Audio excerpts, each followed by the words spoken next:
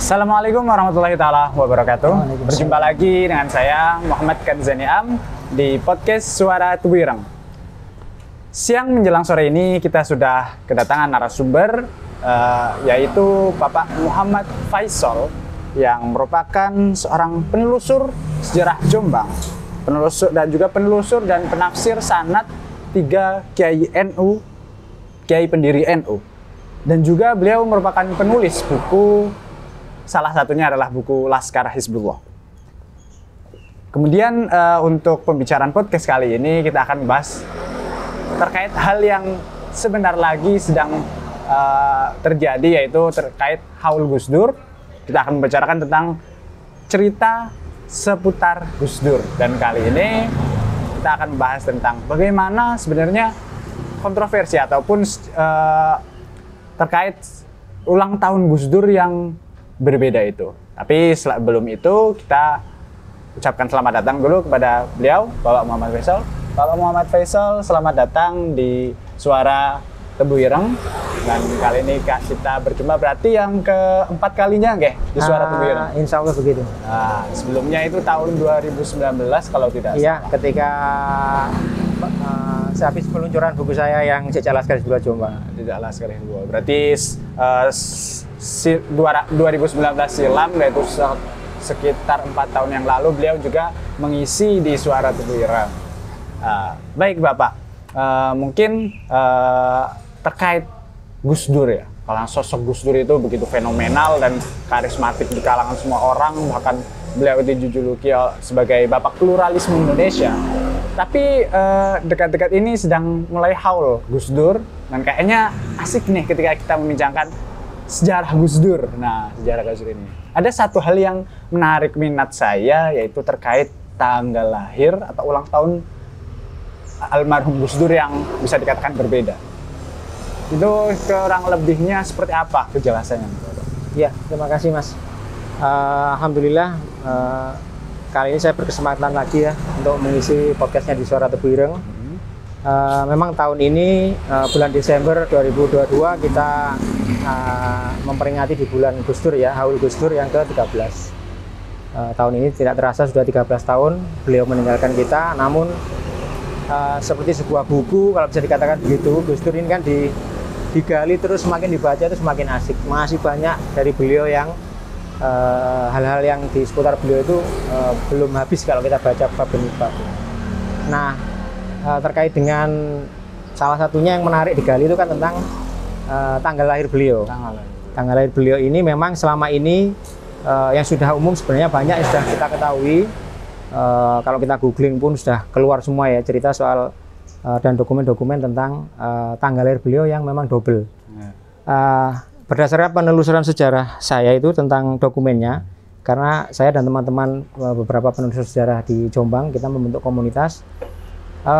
Dokumen selama ini tentang kelahiran Gus Dur itu yang baru ditemukan itu adalah berdasarkan KTP beliau.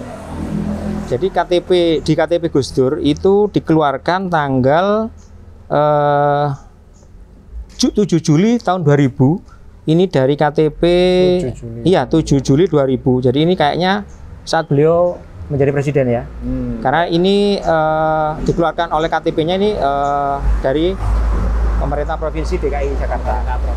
Nah, dari KTP tahun 2000 ini memang beliau dituliskan lahirnya di Jombang tanggal 4 Agustus tahun 1940. Tapi seperti yang kita tahu,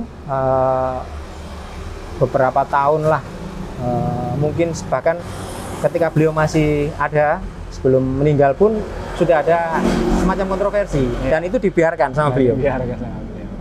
Ya memang cirinya tokoh besar seperti itu. Sama dengan juga Bung Karno ya. Ada yang meyakini beliau lahir di Jombang, ada yang meyakini beliau lahir di Surabaya. Tahunnya juga begitu. Ada yang meyakini beliau lahir tahun 1901, ada yang 1902. Nah, untuk Gus Dur itu memang tahunnya sama, Mas. Tahunnya sama. Yang berbeda hanya tanggal dan bulannya. Nah, yang di KTP itu yang tertulis 4 Agustus 1940. Tapi setelah dikonfirmasi ke Duriah beliau, Neng Alisa, mungkin ada Neng Yeni juga, bahkan Neng Inayah beberapa tahun lalu mengeluarkan semacam sayembara. Warga netizen itu disuruh mencari tanggal berapa sebenarnya Gus Dur itu lahirnya. Yang melalui cuitan Twitter di Twitternya itu, mungkin sekitar 2-3 tahun yang lalu. Nah, memang kami belum menemukan dokumen lain yang mengkonfirmasi tanggal kelahiran Gus Dur itu selain KTP yang sudah kita dapatkan. KTP-nya kan sudah banyak kan, juga beredar, kalau kita googling pasti keluar itu. Nah, terkait tanggal yang tertulis di KTP itu memang 4 Agustus 1940. Tapi dari cerita Durya beliau, ternyata itu adalah sebenarnya kesalahan, ya tanda petik, kesalahan membaca atau menulis dari pihak administrasi, mungkin semacam dinas kependudukan mungkin dinas kependudukan, ya, yang karena sipil. Menurut ceritanya itu ibu beliau Nyai Solihah itu ketika ditanya tanggal lahirnya Gus Dur itu tanggal berapa, beliau menjawab tanggal 4 bulan 8. Nah, padahal itu beliau merujuk kepada kalender Hijriah. Iya. Seperti kita ketahui, bulan 8 adalah merujuk pada bulan Sa'ban. Nah, ketika dikonversi tanggal 4 Sa'ban itu bertepatan 4 Sa'ban tahun 1359 Hijriah itu bertepatan dengan tanggal 7 September. 7 September. Jadi ada 2 tanggal, 4 Agustus dan 7 September. Tapi tahunnya sama, 1940. Nah, jadi kesimpulannya memang bahkan ini dikonfirmasi oleh putri beliau, Neng Alisa. Jadi memang ada namanya dibiarkanlah 2 tanggal itu. Tapi insya Allah nanti kami dan teman-teman penelusur sejarah tetap berusaha mendapatkan dokumen yang lebih tua atau dokumen lain di luar dokumen KTP ini. Istilahnya kita jadikan patokan kan baru KTP ini kan. Nah, kita belum menemukan. Secara logika kan nggak mungkin lah Gus Dur itu tidak punya dokumen lain. Padahal beliau kuliah sampai ke luar negeri juga sampai kan menjadi seorang presiden. Seorang presiden juga. Makanya masa sih dokumen beliau itu hanya KTP saja, iya pasti mungkin ada semacam ijazah atau ketika itu kan beliau banyak mendapatkan penghargaan apa di tahun-tahun dekade 80, 90 itu kan mudah-mudahan nanti kita temukan ada versi lain atau yang memperkuat klaim dari tanggal tersebut sehingga muncul dua penanggalan tersebut. Dan itu yang istilahnya menarik untuk seorang Gus Dur itu. Iya, Gus Dur benar-benar menarik, bahkan kayak kemarin ada cerita seputar Gus Dur yang tadi terkait juga yang penafsiran ternyata itu adalah bulan Sya'ban. Bahkan di satu cerita ada kayak ketika beliau almarhum Gus Dur masih duduk di bangku sekolah dasar, ketika ditanyai sebuah tanggal lahirnya kapan, karena beliau biasa pakai tanggal Hijriah atau Komariah, jawabnya 4, 8, 90. Iya, iya begitu Mas. Berarti untuk yang istilahnya terkait tanggal lahir Gus Dur yang ada 2 itu dapat diambil kesimpulan bahwa yang satu bisa dikatakan resmi, yaitu secara kalender nasionalnya adalah tanggal 7 September 1939 atau 1940. Nah, dan yang satunya lagi ketika yang masyhur terkenal itu pada 4 Agustus 1940. Namun untuk tanggal lahir beliau masih diinvestigasi atau dicari tahu lebih. Kami dari saya dan teman-teman penelusur sejarah Jombang berusaha mencari dokumen. Jadi kita itu tidak hanya puas Mas istilahnya, hanya cukup kita melakukan satu. Kalau bisa kita mencari dokumen yang lain. Seperti juga ketika kita mencari tanggal lahir Mbah Hasim, kemudian Mbah Bisri Denanyar, maupun Mbah Wahab Hasbullah Tamak Beras, Yai Wahid Hasim, ayah Gus Dur itu, kami sudah menemukan dokumen dari lebih dari 1. Biasanya pasti lebih dari 1, insya Allah begitu. Jadi ada dokumen di masa Jepang tahun 43, kemudian ada nanti dokumen tahun 56 ketika beliau menjadi anggota konstituante. Nah, jadi kita punya perbandingan. Kemudian ada dokumen yang muncul belakangan, seperti KTP tadi. Seperti itu. Nah, tadi kan kita sudah tahu kayak tanggal lahir Gus Dur, kayaknya kita enak melompat lebih jauh ke mungkin masa remaja Gus Dur, dan saat itu Gus Dur sedang remaja dan apa namanya istilahnya, ada sebuah hal yang menarik dari Gus Dur, yaitu terkait pernikahan beliau atau prosesi ketika bersama istri beliau dan Ibu Hajah Sinta Nuriyah pada saat itu. Berarti dari yang saya dengar, akad nikah beliau itu dengan resepsinya berbeda jauh, makanya tanggalnya, dan itu yang dari yang saya dengar, Gus Dur ketika itu masih menjalani studi di Kairo. Betul. Jadi dilangsungkan jarak jauh dan diwakili oleh pamannya sendiri, jadi kakeknya. Kayak Haji Bisri Samsuri. Berarti mungkin Pak Faisal bisa menjelaskan dan lebih menarik tentang. Iya. Jadi memang mungkin kita langsung lompat ya, biar tidak terlalu panjang yang dibahas. Ya. Tadi kita membahas soal tanggal lahir beliau. Singkat cerita, beliau kan setelah menghabiskan masa remaja, mondok di mana-mana di Indonesia. Singkat cerita, beliau sempat mengajar di Pondok Tapak Beras. Ya, di Pondok Tapak Beras itu nenek beliau. Jadi nenek beliau itu kan dari Tapak Beras. Dari Tapak Beras. Ya, kakek dari jalur ibu ya. Jadi ibunya Nyai Solihah itu adalah dari Tapak Beras. Beliau mengajar di Tapak Beras itu mulai pertama bertemu dengan calon istrinya nanti. Jadi Bu Sinta, ya Bu Sinta itu, Bu Sinta Nuriyah binti Abdus Syakur itu bertemunya di Tapak Beras dalam hubungan Ustadz dan muridnya. Oh, Ustadz dan murid. Nah, ketika itu singkat cerita Gus Dur ini tertarik. Nah, karena beliau ini sudah harus segera melanjutkan studi tadi ke Kairo, maka beliau istilahnya meminta kepastian. Iya, meminta kepastian. Beliau mengajak menikah Bu Sinta ini. Tapi Bu Sinta karena masih muda, usianya masih belasan ya, masih muda, sedangkan Gus Dur juga di atas 20. Jadi istilahnya belum langsung diiyakan. Nah, akhirnya Gus Dur tetap harus berangkat ke luar negeri untuk kuliah. Nah, hubungannya beliau berlanjut lewat surat menyurat. Nah, singkat cerita selama 3 tahun, tahun 63 sampai 66 itu hubungannya semakin intens. Surat menyuratnya tidak putus ya. Dulu belum ada telepon genggam, WA gitu ya. Nah, makanya begitu ada sinyal lampu hijau, Bu Sinta mengiyakan, maka Gus Dur segera minta ibunya Nyai Solihah untuk segera melamarkan. Nah, akhirnya singkat cerita keluarga beliau melamar dan diterima, maka harus segera dilangsungkan pernikahannya. Persoalannya Gus Dur kan sedang di luar negeri. Makanya ini akad nikahnya itu dilangsungkan di Pondok Denanyar. Ini fotonya nanti bisa dipasang di sini biar pemirsa mengetahui fotonya. Nah, akad nikah itu diwakili oleh kakek beliau. Jadi kakek beliau kan dari jalur ibu, Kiai Haji Bisri Samsuri dari Denanyar. Kalau dari jalur ayahnya Mbah Hasim kan Tebuireng. Nah, pernikahan ini diwakili oleh kakek beliau, Mbah Yai Bisri Samsuri itu di Pondok Denanyar.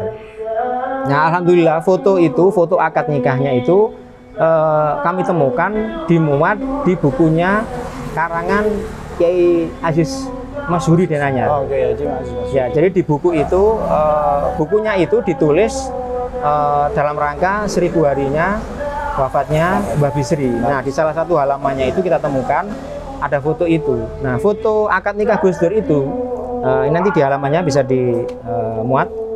Sebenarnya tidak ada keterangan bahwa acara itu yang dihadiri di situ banyak tokoh-tokoh, Mas. Ada kiai-kiai, ada Mbah Wahab, Mbah Yai Tapak Beras, ada Yai Adlan Ali, ada cucu-cucu Mbah Hasim, ada banyak sekali putra Mbah Hasim.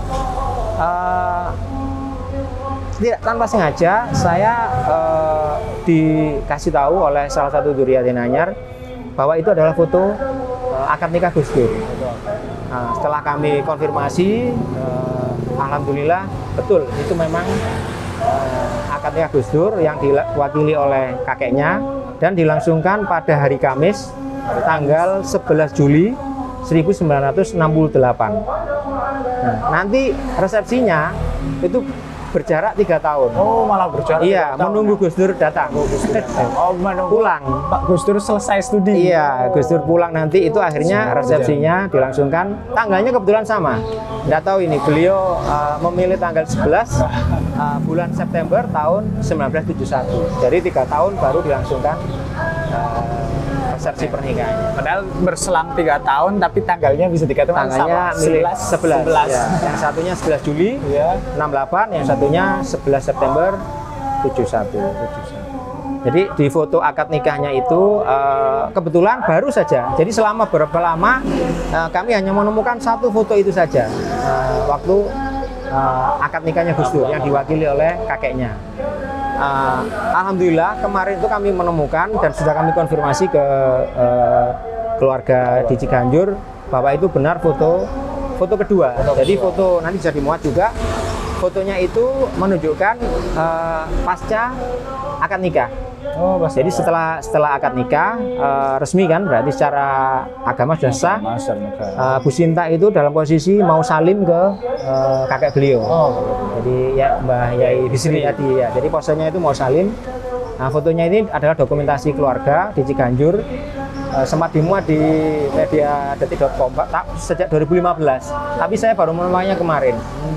Jadi alhamdulillah kita sudah mendapatkan 2 foto dokumentasi akad nikah Gus Dur tahun 68. Berarti ketika pas akad nikah, foto pas ketika akad nikah itu sendiri dan setelah akad nikah. Berarti ketika sudah resmi kan? Sudah resmi punya Haja Sinta itu mencium tangan dari Gus Dur. Nah, kayak seorang Gus Dur pun pernah merasakan masa-masa remaja yang pada saat itu romantikanya dari awal dan itu tidak berlangsung secara instan, kemudian sampai terkendala harus menumpuk studi ya, yang akhirnya penantian almarhum Gus Dur bisa mendapatkan jawaban yang saat itu langsung meminta tolong kepada ibundanya untuk sendiri untuk melamarkan.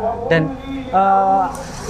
tadi kan sudah terkait akad nikah Gus Dur ini sendiri. Apakah untuk kan resepsinya itu berselang 3 tahun? Ya. Apakah udah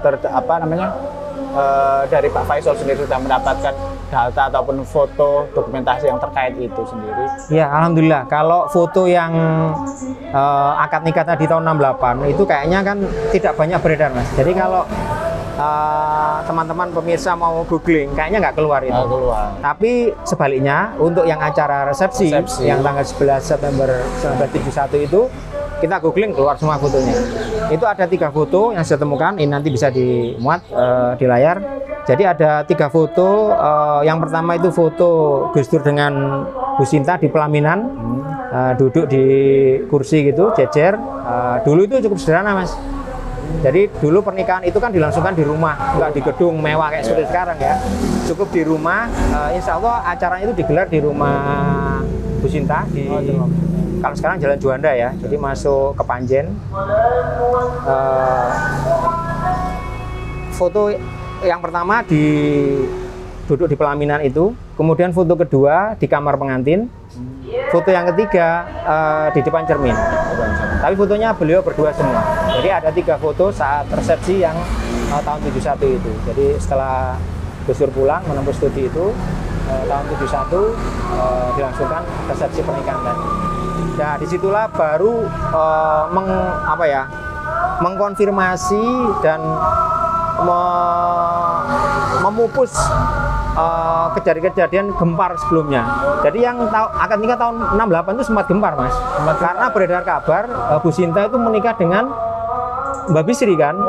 Kan tidak semua orang tahu. Iya, betul. Padahal Mbak Bisri itu kan mewakili saja, mewakili cucunya. Sebagai wali Gus Dur. Iya. Nah, akhirnya itu ternyata menikahnya bukan dengan Mbak Bisri. Nah, ini ternyata menikahnya dengan Gus Dur. Ya, serasi lah gitu. Jadi para pemirsa bisa melihat dengan mudah untuk googling itu keluar foto resepsi pernikahan tanggal 11 September tahun 71 itu ada 3 foto. Seperti itu. Berarti itu yang tadi terkait resepsi ataupun ketika Gus Dur dengan Bu Sinta sudah di pelaminan itu istilahnya masih bisa dikatakan sudah banyak orang yang tahu. Ya, tapi untuk yang ketika Gus Dur melangsungkan akad nikah sendiri yang diwakili oleh kakeknya yaitu Kiai Haji Bisri Sansuri itu yang memang dokumentasi Iya. itu sendiri belum diketahui oleh Belum orang banyak yang pada tahu. umumnya. Nah, itu yang merupakan istilahnya kalau zaman sekarang hidden gems. Nah, Iya. Jadi pemirsa Suara Tebu Ireng nanti spesial bisa tahu nanti ikut. Nah, dan itu langsung mendapat informasi kevaliditasannya dari Pak Faisal. Nah, kita mendapatkan. Nah, tadi sudah kita telusuri dan ceritakan bersama, kita ketahui perbincangkan mengenai Gus Dur dari mulai kontroversi seputar tanggal lahir beliau sampai kepada masa remaja ketika beliau Gus Dur melangsungkan sebuah prosesi pernikahan yang pada saat itu memang menjadi sebuah keharusan bagi setiap umat muslim. Baiklah, sebenarnya obrolan kali ini kita cukupkan Bapak karena untuk mengetahui lebih Gus Dur, cerita-cerita Gus Dur sebenarnya tidak bisa dalam satu hari pun kayaknya kita bakal selesai. Ya, mudah-mudahan kapan-kapan saya mohon restu juga dari pemirsa Suara Tebu Ireng. Mudah-mudahan suatu saat kita bisa menemukan dokumen-dokumen lain, mungkin baik itu berupa dokumen dari buku, foto-foto terkait Gus Dur, jadi bisa lebih memperkaya lagi data-data kita terkait beliau. Dan itu sekarang ini bulan Gus Dur, bertepatan Haul Gus Dur, biar kita lebih takzim dan mengenal dengan Gus Dur, ada baiknya kita tahu sejarah beliau. Mungkin Pak Faisal bisa memberikan closing statement untuk sesi kali ini. Ya, dari saya memang itu tadi kita berutang banyak ya, istilahnya berutang banyak kita kepada sosok beliau Gus Dur. Jadi yang bisa kita lakukan sebagai generasi penerus ini setidaknya meneladani ajaran-ajaran beliau yang sangat menghormati kemanusiaan. Itu yang saya kenang dari beliau itu di samping penghormatannya kepada pluralisme ya, kemajemukan adalah penghargaan beliau terhadap kemanusiaan itu. Tidak memandang suku, agama, ras. Kita satu saudara umat manusia. Ya, mungkin cukup sudah diberikan closing statement dari Pak Faisal dan kita sudah mengetahui lebih dekat dengan Gus Dur. Semoga kita mendapatkan berkahnya dari almarhum Kiai Haji Abdurrahman Wahid atau kerap disapa Gus Dur itu. Ya, dari saya pribadi sebagai host kali ini mengucapkan terima kasih banyak kepada Bapak Faisal sudah menemani dan memperbincangkan Gus Dur yang itu merupakan sebuah keistimewaan bagi kita dan teman-teman pendengar Suara Radio Suara Tebu Ireng. Kurang lebihnya mohon maaf dari saya sendiri. Wallahul muwaffiq ila aqwamit thoriq. Wassalamualaikum warahmatullahi taala wabarakatuh. Waalaikumsalam warahmatullahi wabarakatuh. Ya.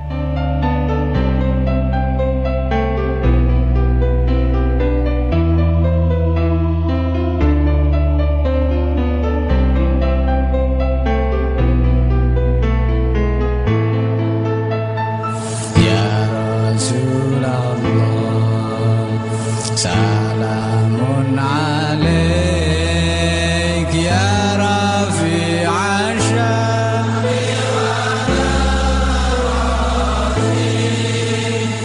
Atfatan ya jiratal alamin Ya uhailal judi wal karami Ya